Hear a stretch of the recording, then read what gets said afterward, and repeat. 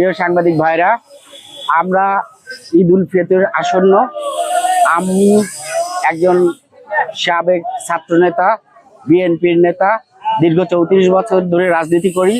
আমাদের আগামীতে স্থানীয় সরকার নির্বাচন, আমি মেয়র পদে প্রতিদ্বন্দ্বিতা করতে চাই।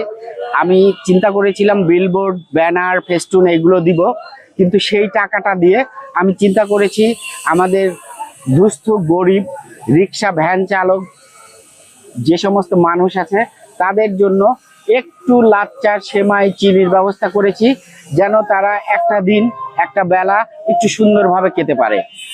আমরা যারা রাজনীতি করি তাদের রাজনীতিটা হচ্ছে মানুষের কল্যাণের জন্য রাজনীতি।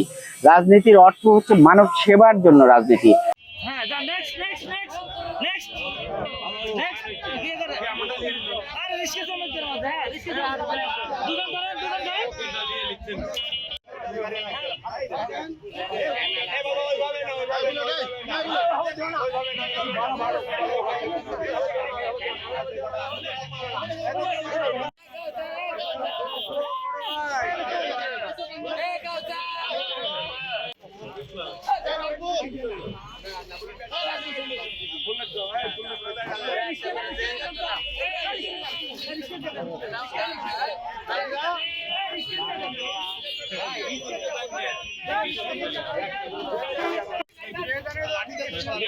চলে যান, এই ছবিটা ভালো হবে, এই ছবিটা ভালো হবে।